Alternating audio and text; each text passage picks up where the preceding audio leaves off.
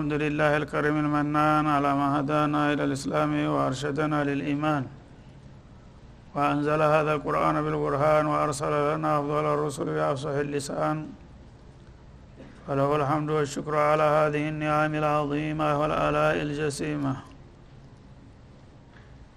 الصلاة والسلام على خير خلق الله وخاتم رسول الله الذي قال ما اجتمع قوم في بيت من بيوت الله يتلون كتاب الله ويتدارسونه فيما بينهم إلا نزلت عليهم السكينة وغشيتهم الرحمة وحفتهم الملائكة وذكرهم الله في من عنده وعلى آله وصحبه ومن اهتدى بهذه. وبعد، فقد وقفنا في الدرس الماضي عند قوله جل وعلا من سورة الفرقان: ويوم يحشرهم وما يعبدون من دون الله فيقول أأنتم أضللتم عبادي هؤلاء أم هم ضلوا السبيل. الآية رقم 17. فلنبدأ من هنا. أعوذ بالله من الشيطان الرجيم. ويوم يحشرهم وما يعبدون من دون الله فيقول أأنتم أضللتم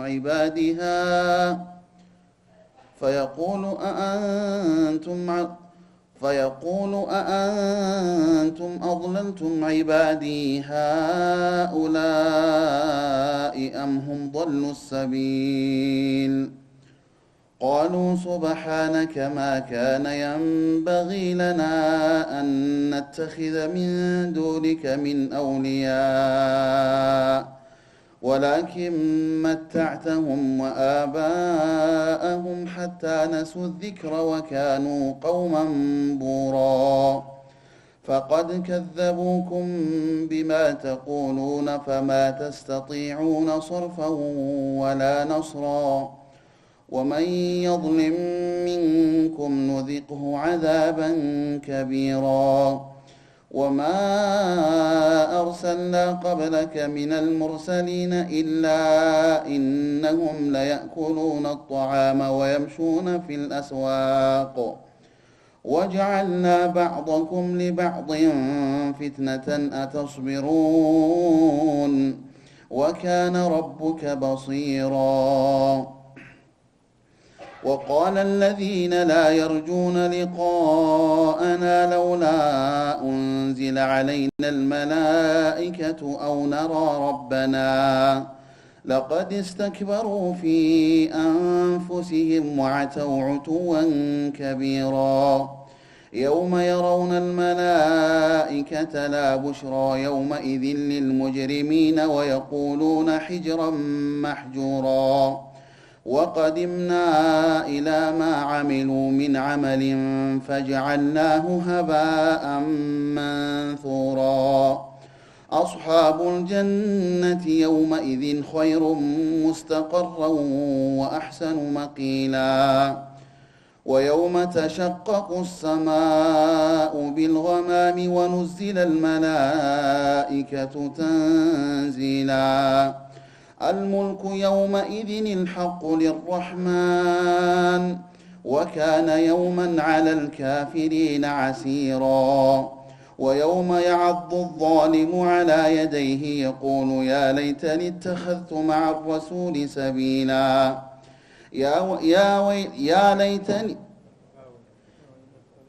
يا ويلتى ليتني لم أتخذ فلانا خليلا لقد أضلني عن الذكر بعد إذ جاءني وكان الشيطان للإنسان خذولا. وقال الرسول يا رب إن قوم اتخذوا هذا القرآن مهجورا. وكذلك جعلنا لكل نبي عدوا من المجرمين وكفى بربك هاديا ونصيرا. وقال الذين كفروا لولا نزل عليه القرآن جملة واحدة كذلك لنثبت به فؤادك ورتلناه ترتيلا. ولا يأتونك بمثل إلا جئناك بالحق وأحسن تفسيرا الذين يحشرون على وجوههم إلى جهنم أولئك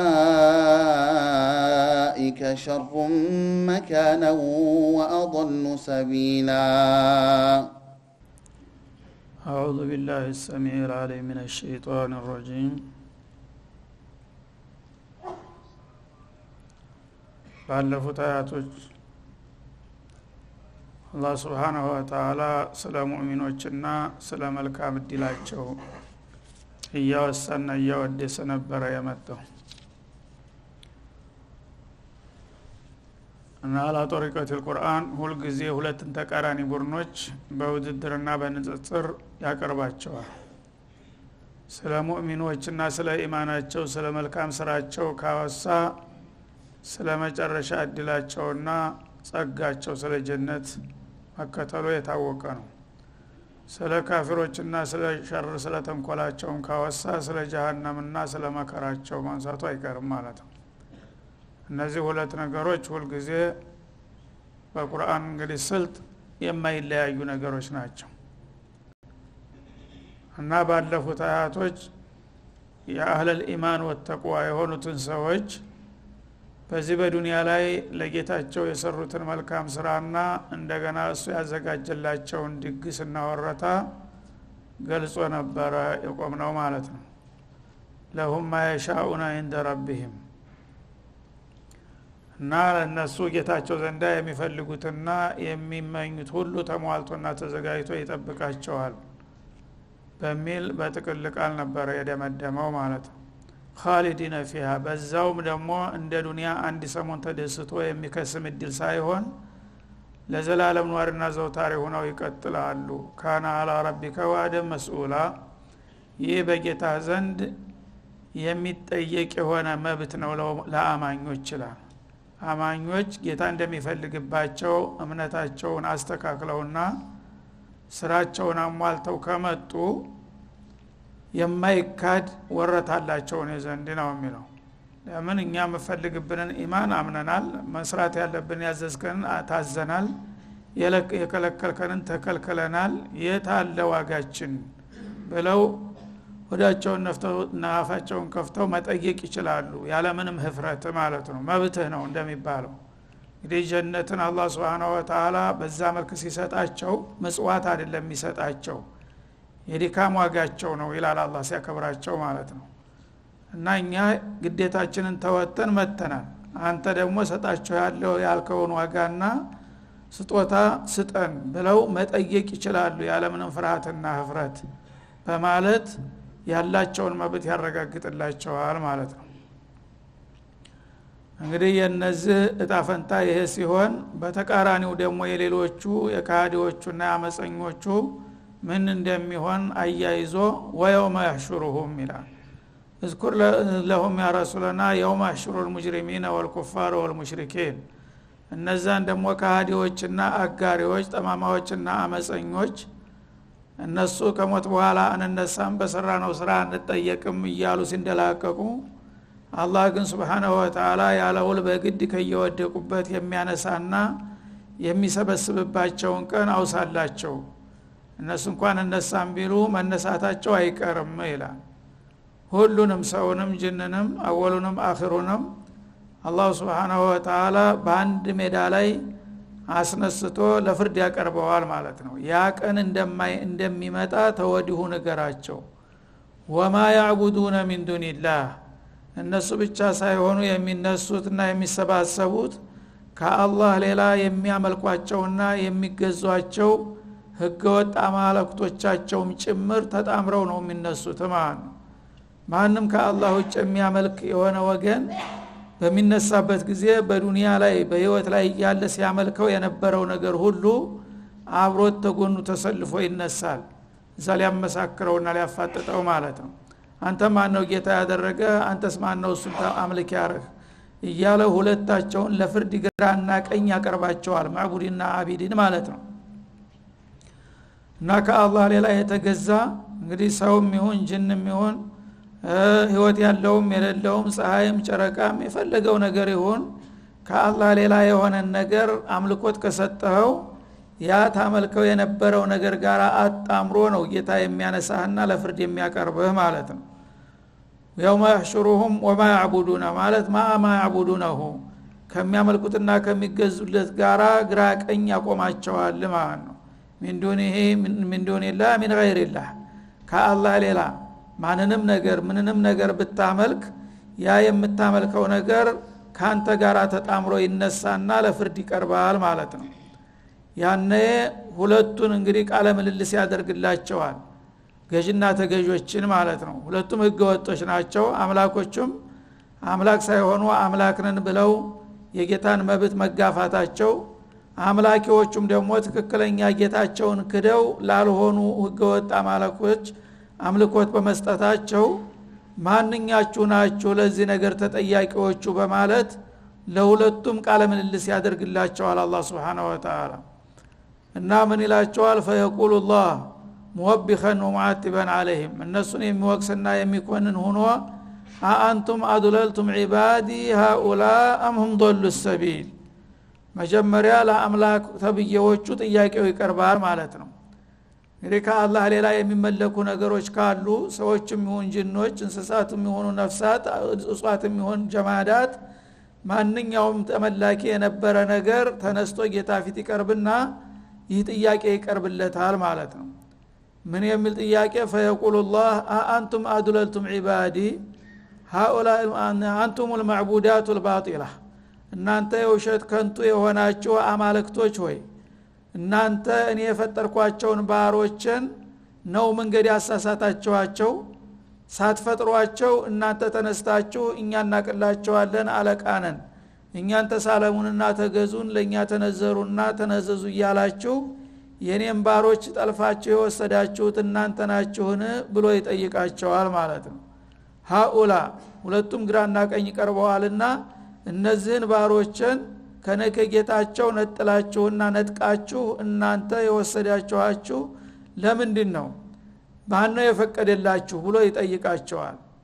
አሁን እናንተ ናችሁ ከኔ አስከድታችሁ የወሰዳችኋቸው አምሁም ضሉ السبيل ወይም እነሱ በገዛ ፍቃዳቸው ትክክለኛው መንገድ ትተው ወደ እናንተ አደሉና እናንተን ከኔ መረጧችሁ በማለት ይጠይቃቸዋል ማለት ነው።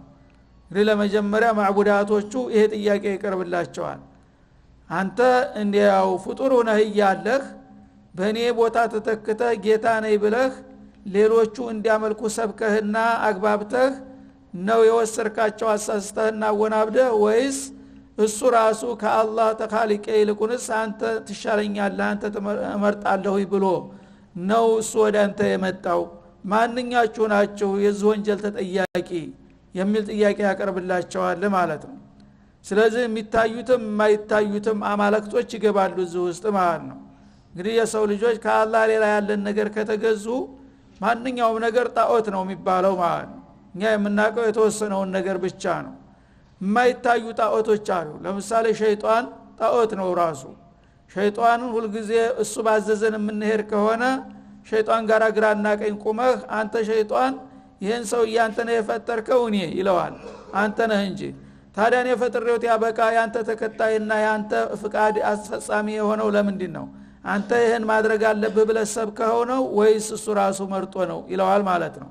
ሰውም ከሆነ እንደዛው ጅንም ከሆነ እንደዛው ማንኛውም ነገር በዚህ መልክ ጥያቄው ይቀጥላል ማለት ነው። አምሁም ضሉ السبيل ወይም እነዚህ አምላኪዎቹ እኔ ጌታቸው ትክክለኛውን ጌታቸውን ትተው ወደ ተሳሳተው መንገድ ማጋደልና ወደዛ ማዝመም የፈለጉት እነሱ ናቸው ወይስ እናንተ የሚል ጥያቄ ይቀርብላቸዋል። ያኔ ምን ይሆናል መልሱ? ቃሉ እነዛ ማዕቡዳቶች ህገወጥ አማልክቶች የነበሩት ሁሉ ለዚህ ጥያቄ መልስ ምን ይላሉ? ሱብሃነክ ጥራት ይገባህ ጌታችን ሆይ ይላሉ።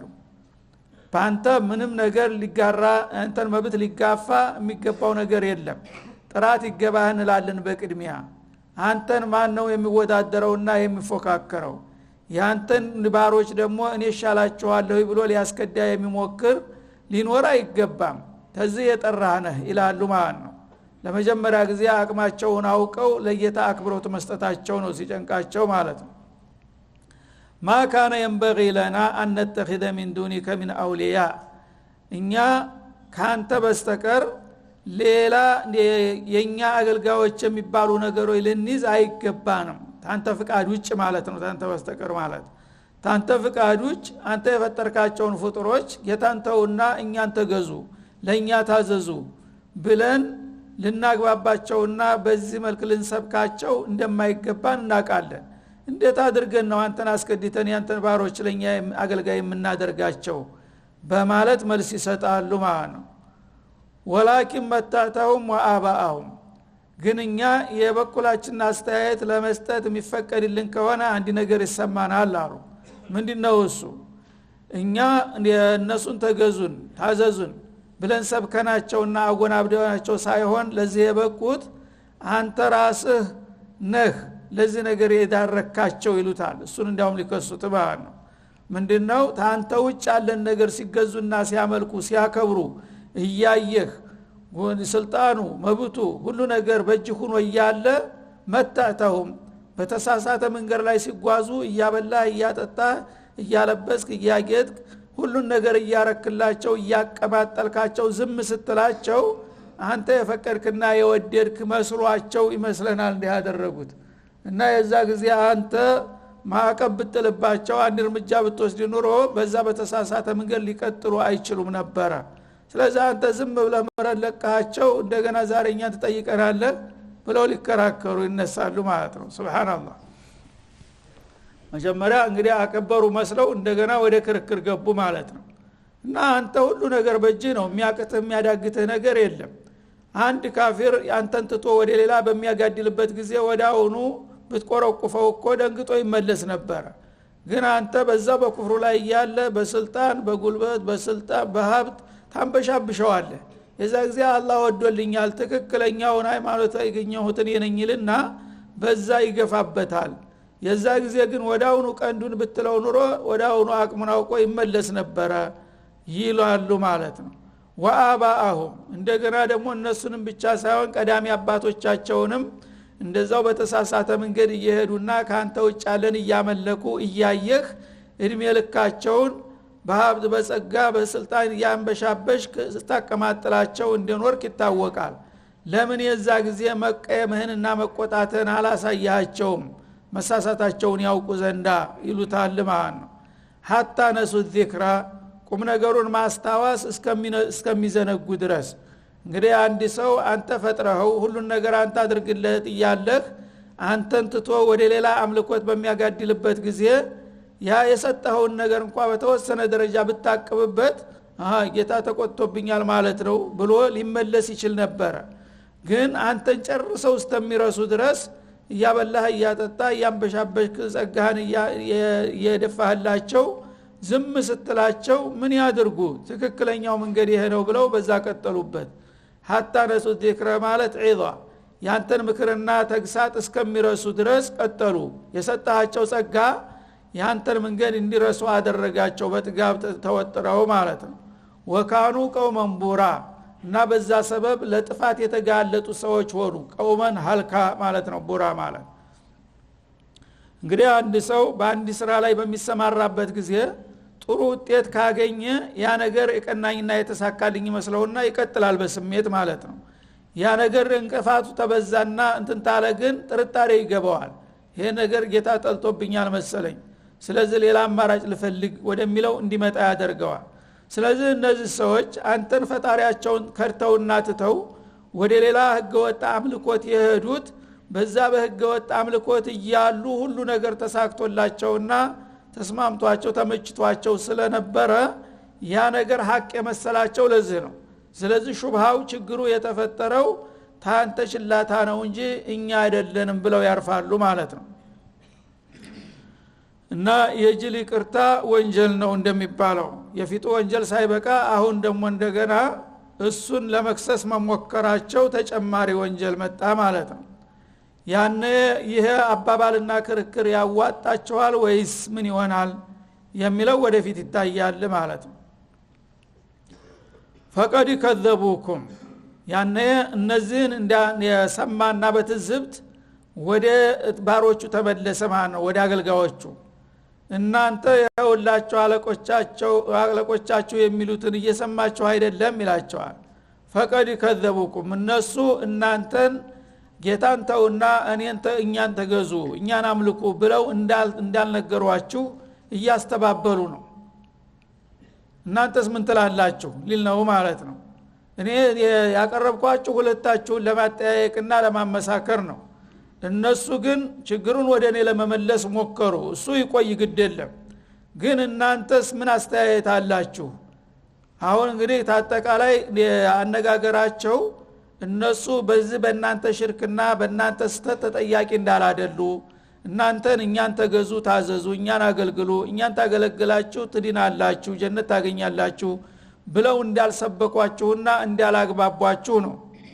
እና እናንተ ይሄን ነገር ልክ እነሱ እንዳሉት ተስማሙበታላችሁ ወይስ የራሳችሁ የሆነ መልስ አላችሁ ብሎ እነዚህን ደግሞ ይጠይቃል ማለት ነው በንጽጽር ቢማ ተቁሉን በምትሉት ነገር እናንተ እስከዛሬ እነዚህ አምላኮቻችን እኛን ታመለካችሁ እኛን ተታዘዛችሁና ካገለገላችሁ እኛ ለሁሉ ነገር አለናችሁ ብለውናል እና ጌታችን አለቃችን የተሰማይ ሰማያት ወርዶ ተድንግል ማርያም ተወልዶ እያላችሁ ስታመኳሹት ነበረ ለምሳሌ ኢየሱስን ማለት ነው ዑዘይርንም እንደዛው መላእክቶቹንም እንደዛው ስለዚህ እኛን ታመለካችሁ ምንም ችግር የለባችሁ ብለውናል እያላችሁ ነበር አሁን ግን ይሄው የምሰሙት ነው እነሱ ምንም በእናንተ ላይ እጅ እንደሌላቸውና እናንተን ከኔ ያስከድተው የነሱ አገልጋዮች ለማድረግ ምንም ነገር እንዳልሰሩ እየተናገሩ ነው ያለው ታዲያ ይሄንን ነገር ተቀበሉታላችሁ ወይስ ሌላ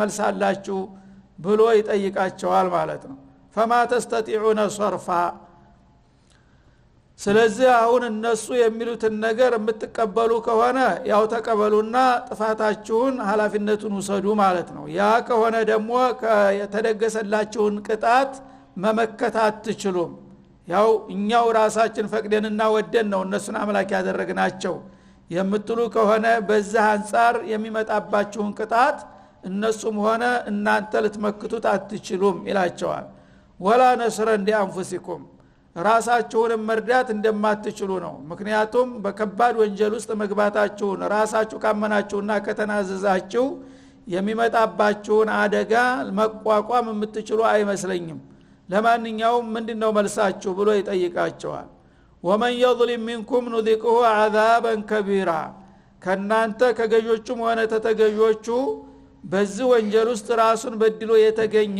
እነሱም ጌታን ተውትና እኛን ተገዛ ብለው ከሆነ እናንተም ደግሞ ጌታ አንፈልገውም እናንተ ትሻሉናላችሁ ብላችሁ ከሆነ ከሁለታችሁም ከመስመር ውጭ ሆኖ ራሱን የበደለ ካለ ኑዚቁሁ አዛበን ከቢራ በጣም አይከብዱ የከበደን ቅጣት እናቀምሰዋለን ስለዚህ ለማንኛውም መልስ መስጠት ትችላላችሁ አሁን ተራው የናንተ ነው መልስ ስጡ ሲላቸው ምን ምሎ መልስ ይሰጣል ማለት ነው ስለዚህ ያው አዛበን ከቢራ የተባለው ይጫበጣቸዋል ወዳውኑ መጥቶ ማለት ነው ስለዚህ እንግዲህ እያንዳንዱ ሰው ከአላህ ውጭ በስሜትም ሆነ በአካልም ሆነ በድምጽም ሆነ በተግባር ከአላህ ውጭ ያለን ነገር የማክበርና የማምለክ ጸባይ ያለበት ሰው ይሄ ጥያቄ ይመጣለታል የግድ ማለት ነው ሌላው ቀርቶ ትባኡል ሀዋ እንኳን ሳይሆን አፈራአይተ መን ተኸደ ኢላሃሁ ሀዋ ወአደለሁ الله على علم እንደሚለው ሰዎች በቃል እንግዲህ በዛሂር የሚታይ የተሰየመ ጣዖት የላቸውም አንዳንዶቹ ብዙዎቹ በአሁኑ ጊዜ አልማኒ የሚባሉት ለምሳሌ እኛ ሃይማኖት የለንም የሚላሉ እኛ በማንኛውም ሃይማኖት አናምንም ብቻ ተፈጥረና እንኖራለን ግዚያችን ሲያልቅ እንሄዳለን ብለው የሚያምኑ አሉ ውሸታሞች ናቸው እነዚህም አላወቁም እንጂ ሃይማኖት አላቸው ማለት ነው ለምን ጣዖት አላቸው እነሱ ባይሆን የማይታይ ስውር የሆነ ጣዖት እንደገና የማይለያቸው የሌሎቹ ጣዖቶች በቤተ መቅደስ በቤተ ክርስቲያን ታጅቦ በሳምንት አንድ ቀን ወይ ቅዳሜ ወይ እሁድ ወይ ይሳለማዋል በቃ ያ ነው ድርሻው ማለት ነው የዚህኛው ጣዖት ግን የከፋ ነው አንድ ደቂቃ አንድ ሰኮንድ እንኳን ከሱ አይለይም ለምን ልብ ውስጥ ነው ያለው ጣዖቱ ማለት ነው ሀዋ የሚባል ዝንባሌ ስሜት ፍላጎቱን ብቻ ነው የሚያመልከው ማለት ነው እኔ እዚህ የመጣሁት ለመኖር ነው ይላል ስልጣኔ መስሎት ማለት ነው ፈለኩትን መብላት የፈለኩትን መጠጣት የፈለኩትን መደሰት